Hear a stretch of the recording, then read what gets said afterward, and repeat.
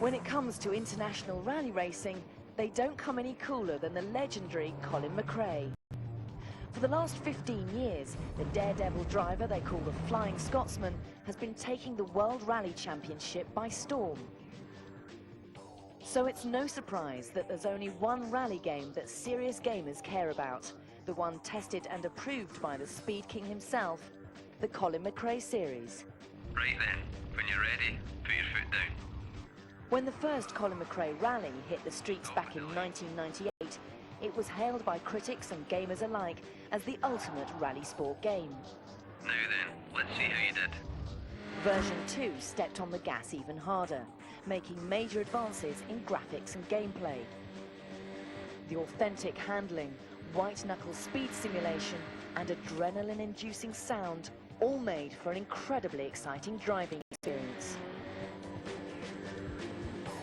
Now it looks like Colin McRae Rally 3 is set to leave the competition behind in a cloud of dust.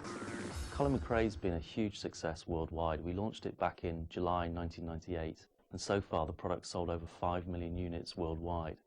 We're pleased to say that it's been #1 in over 20 countries, and now nearly 50 countries worldwide have been selling Colin McRae, so it's truly a worldwide success. Colin McRae 1 and 2 have been fantastic. People have, you know, really high expectations as to what they're expecting from Colin McRae 3. It is a very special art, and to drive like somebody like Colin McRae, I mean, you have to be very, very special. Born into a Scots racing family, Colin McRae sped into the world in 1968.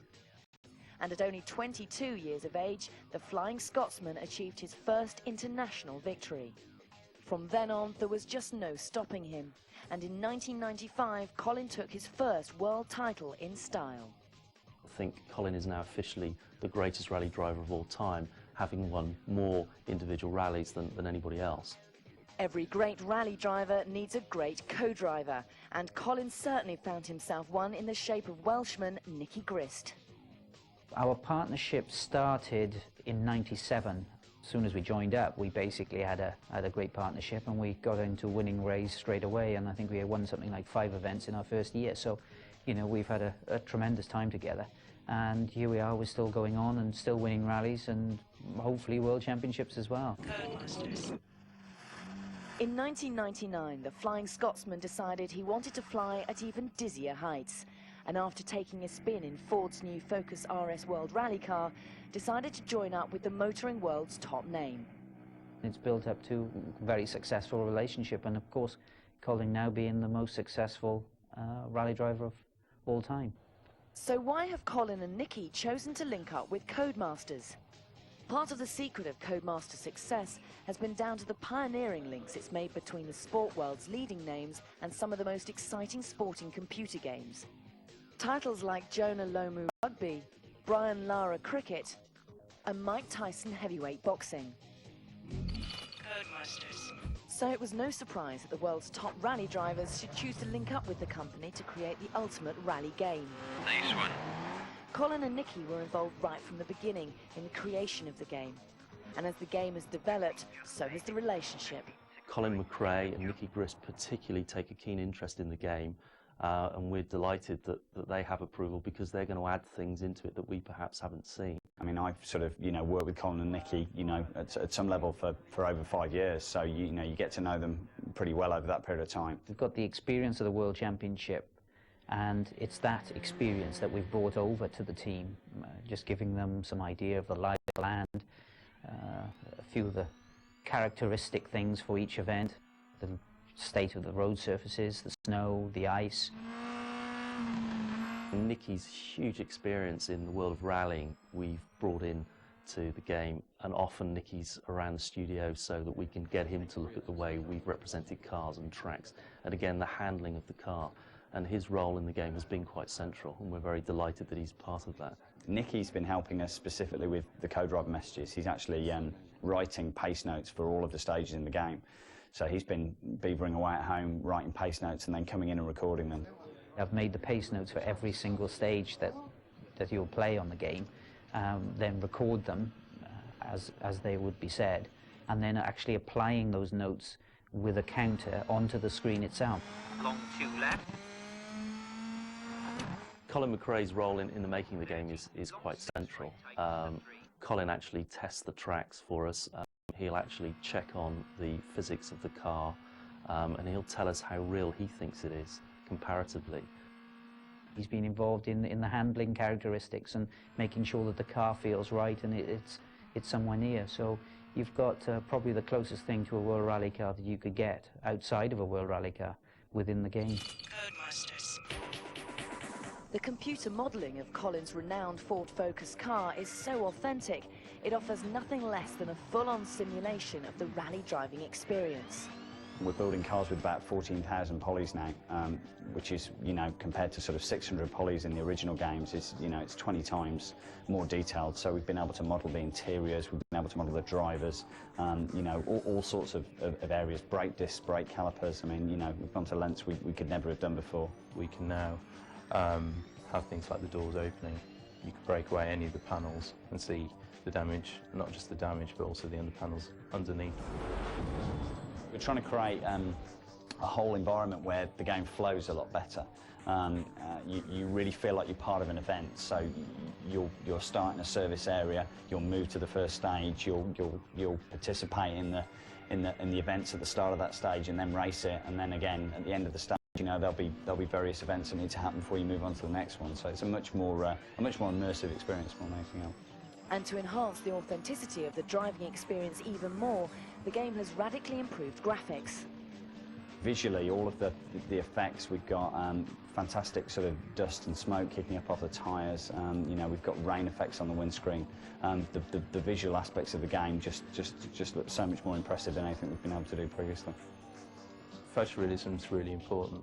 I think that's always been the aim for Colin, because Colin 3 is basically a realistic looking game. It's not stylised. We're not trying to make the cars or the graphics look arcadey or try to make them look cartoony at all.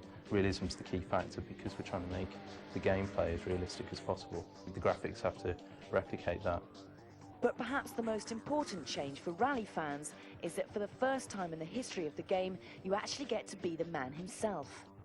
The big gameplay feature, I guess, of this game is that for the first time you're actually going to drive as Colin McRae. You're going to compete in the game as him. Nicky Grista's your co-driver, part of the Ford Rally team, competing, throughout the championships. Actually being able to take on the mantle of Colin, very few games do that. You're normally just a third person playing, driving, playing football, whatever. But to actually be Colin and sort of mimic his season and his lifestyle and the way he drives, I think is quite unique. And I think, as a games player, I think that's fascinating. Both Colin and co-driver Nicky are fully animated and react to every movement of the car. They sway when you take the corners, pitch forward when you brake, and Nicky will grab hold of the roll cage to steady himself when you crash. And as you take control of McRae, you can see him operating the car's controls. Until we actually can strap somebody into a simulator, you don't get the true G-forces, which obviously gives you a fair idea of the movement and what have you. But I have to say that there are certain situations, especially when you're flying over jumps, for instance, that's something that I spoke to Guy about to get the right feeling, so you feel your sort of stomach coming up into your throat. I mean, you basically do get a lot of that in the game. And I have to say that we are moving forward. We've made great steps with this game, and it's far, far closer to the real thing. Codemasters. Colin McRae Rally 3 gives you the chance to race around the world. Keeping it real as ever, the Codemasters team travelled the globe to capture the flavour of the international courses. We've got 8 countries in this game. We've sent people, track designers and artists out to each of the countries. Basically with camcorders and with digital cameras to just absorb the country and take as much footage as they possibly can. So they've come back with reams of film and thousands of photos that we then use to really try and build the objects and textures from. What we've had to do to get that photorealism across is fly to all the different countries, photograph them, do research trips, which people think are quite glamorous, but actually they're not. They are quite painful. Photographing trees day in, day out is quite laborious. Ever wondered why it seems to take an age for that long-awaited game to make its way to your console? Whether it's gameplay, graphics or sound, getting a top-of-the-range game right can be extremely time-consuming. Games traditionally take about 18 months. We normally have some of the design done very early on, so the first phase is really sort of design, research and development for the first few months of the project. You then move into a full-blown sort of production phase where you're building all the assets you need and putting the project together. And then finally, obviously, into the latter phases where it's sort of Q&A and getting the product ready to ship. We have to spend a lot of time, we have to spend a lot of effort to make sure that we can get those licenses, and then importantly, we have to make sure we recreate them accurately in the game, because at the end of the day, we're taking their brands like a Ford Focus, which they've spent millions and millions of pounds on developing, and it's up to us to recreate that as accurately as we can in the game. And that's what we do at Codemasters. Codemasters. No matter how long it takes, there comes a point in the development of any game where you have to go public. We caught up with the Codemasters team as they were working round the clock to get a demo version of Colin McRae 3 ready for the gaming world's most important event, the annual Electronic Entertainment Expo, or as it prefers to be known, E3.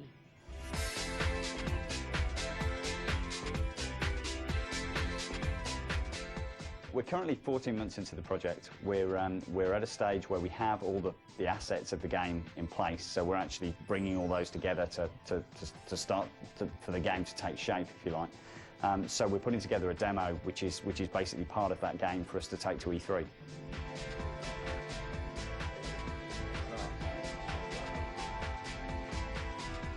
I'm a programmer, been here for about a year now. I've been mostly working on the AI to control the car on the track. I'm doing like the loading stuff in the game, because in between stages we're going to have a fancy loading screen where the camera flies up from the track and zooms around a bit and then zooms back in again. At the moment I'm trying to edit some textures of the building that's been made, which now has to be used on a night track.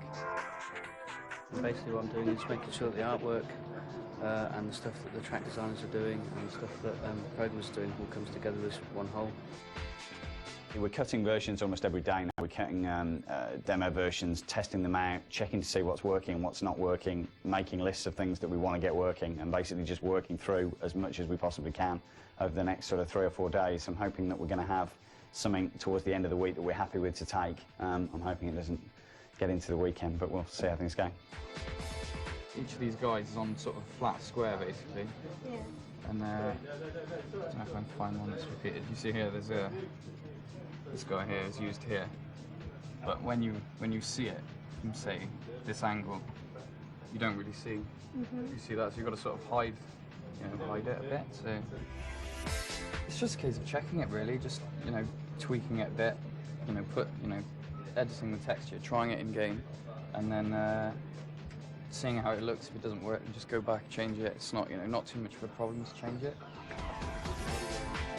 Work on Colin McRae 3 is going well, and Guy and the Codemasters team look like they'll have a demo version of the game ready for E3. But why is E3 so important for games designers? E3 is the biggest computer game show in the world now, so I mean everyone is there. It's an incredibly important showcase of products in general. So you're up against all of your contemporaries.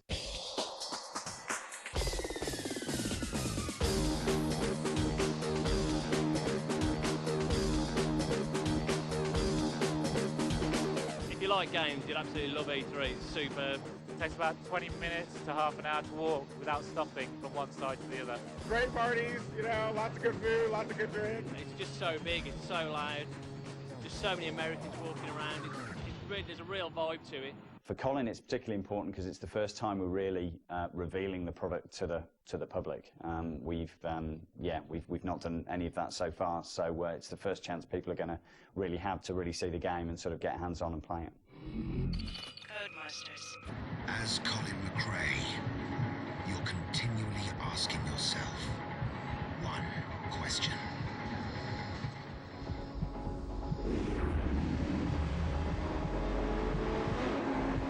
Is it the end? Is it a moment of glory? Will the axle hold? Codemasters. This is just a cut-down demo. What we've really tried to do with this is show how the championship mode is going to work.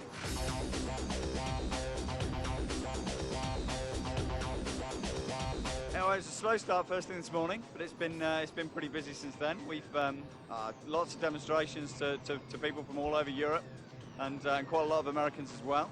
I think the game's gone down well. Generally, everyone that's seen it has been blown away, so that's always good. Right now, I'm here looking at Colin McRae Rally, and it's just fantastic. If you're a little bit of a masochist like me, you're going to really enjoy the damage effects to your car. I have more fun just smashing into trees and walls than I do actually racing. Hi, my name's David Solari. I'm the US Marketing Manager for Codemasters. Colin McRae Rally's really kicking it for us. Rally's not such a big thing in America, but we've had such a great response to it.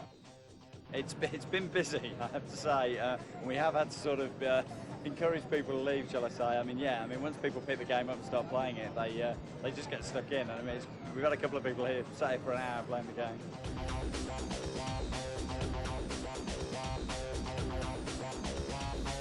It's almost 3 o'clock. We're gonna basically the show shuts at about 4, I think. We've got to take the stand down. We're out for a big sort of wrap-up meal tonight, I think. So yeah, it should be quite a fun evening. I mean, basically what happens now is we've got to go back and obviously get the game ready to ship. So we basically got to go back and finish a whole load of stuff over the next couple of months and get it ready to go. Colin McRae Rally, the brand, defined what rallying was all about in video games. The true grit and the true hardship and the damage and the smell of petrol in rallying. And what we've done with the next generation consoles is taken that and stretched it even further. We've taken it right back to its roots and said, this time round, we're going to hopefully be able to do everything that we wanted to do, because the power of the consoles is so much more. We've been able to do whatever we need to do, talk to whoever, ask whatever questions, and that's just given us a real sort of Colin's eye view as to how rallies work. Of course, we've worked hard to try and make it as realistic as possible, and I really do feel that we've got something here which is far better than anything else on the market. I think it's a great game, and it's a great playing game, and you know, I think it's going to grow and grow and grow. So that's the end of the third chapter in the story of Colin McRae Rally. But it's only the beginning of the story for Colin McRae and Codemasters. As gaming technology continues to advance and the profile of international rally racing keeps growing, gamers and rally fans alike have good reason to be excited about what lies ahead. Adrenaline, yeah, you get a lot of adrenaline, especially with Colin McRae as your driver. Colin McRae Rally 3. It's what lies ahead. Codemasters.